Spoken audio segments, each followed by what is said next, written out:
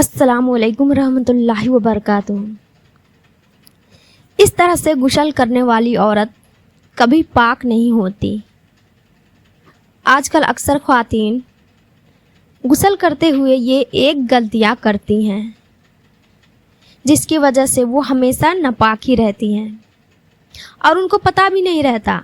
वो समझती हैं कि हम गुस्ल करके पाक हो गए, लेकिन इस गलती के बारे में उन्हें अक्सर पता नहीं होता है और वो नमाज भी पढ़ती हैं, कुरान भी पढ़ती हैं। हकीकत में इस एक गलती की वजह से चाहे वो 1000 मरतबा ही क्यों ना नहा ले, उन्हें पाकी हासिल नहीं होगी।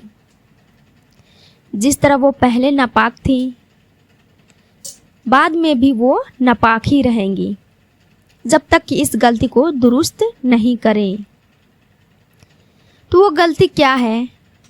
और बहुत सारी ख्वातीन गुस्ल का ये मसला नहीं जानती, उन्हें इल्म नहीं होता है और गुस्ल करते हुए इस गलती में मुब्तला हो जाती हैं, जिसकी वजह से उन्हें तहारत हासिल नहीं होती है।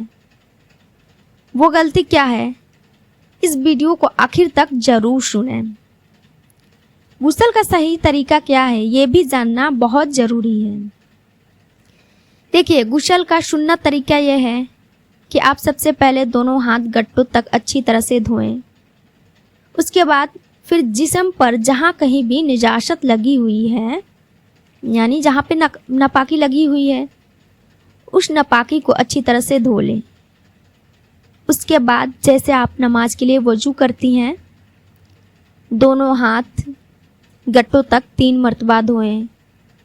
3 मरतबा कुल्ली करें और कुल्ली करते वक्त गरारा अच्छी तरह से कर लें। 3 बार नाक में पानी डालें। नाक में पानी डालते हुए नाक के नरम हड्डी तक पानी पहुंचाना ज़रूरी है।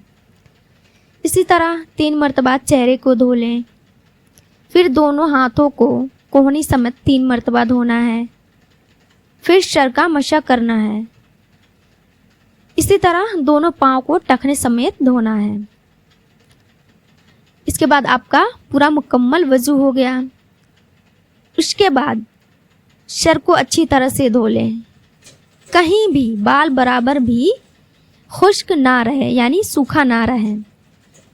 उसके बाद दाएं कंधे पर पानी डालें, फिर बाएं कंधे पर डालें, फिर पूरे बदन पर पानी डाल लें। याद रखिए, बाल बराबर भी कहीं भी बदन पर खुश्क नहीं रहना चाहिए।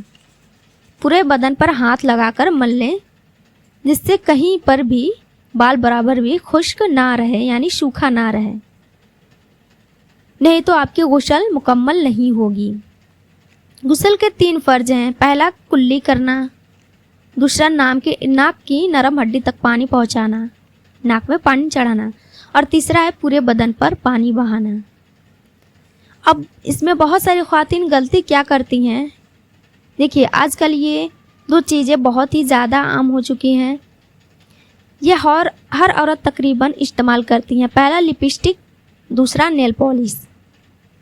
लिपस्टिक, नेल पॉलिश, इसमें बहुत सारी ख्वातीन गलती करती हैं। वो वैसे ही जो लिपस्टिक और नेल पॉलिश लगा रहता है, वो लगा ही गुस्ल कर लेती हैं। तो नेल पॉलिश अगर थोड़ा भी लगा रहता है, थोड़ा सा हट गया होता है, थोड़ा लगा रहता है, तो ऐसे ही गुस्ल कर लेती हैं, तो आपका गुस्ल नहीं होगा। गुस्ल में तीसरा फ़र्ज ये कि पूरे बदन पे पानी बहाना है। कहीं पर भी बाल बराबर खुश्क यानी सूखा नहीं रहना चाहिए।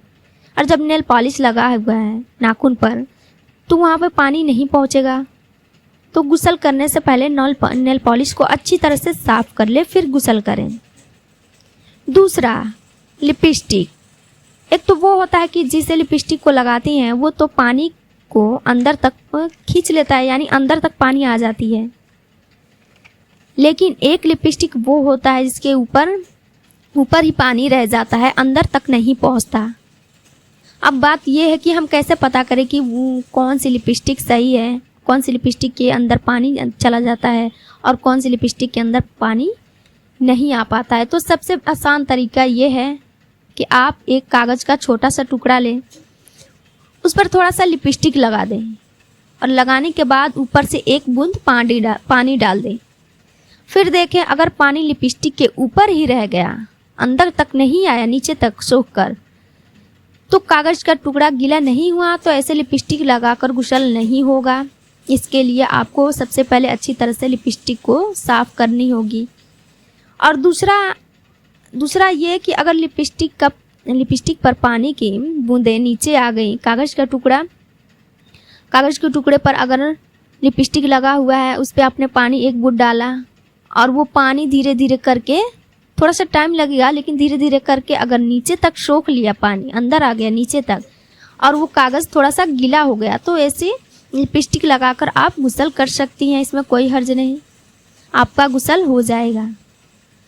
तो ये 2 गलतियाँ जिनमें लिपस्टिक और नेल पॉलिश अक्सर और ख़वातीन गलतियाँ करती हैं, तो ऐसी गलतियाँ ना करें। उम्मीद है मसला आपको अच्छे से समझ में आ गया होगा। इस वीडियो को दूसरों तक ज़रूर शेयर करें। अस्सलाम वालेकुम रहमतुल्लाहि व बरकातहू।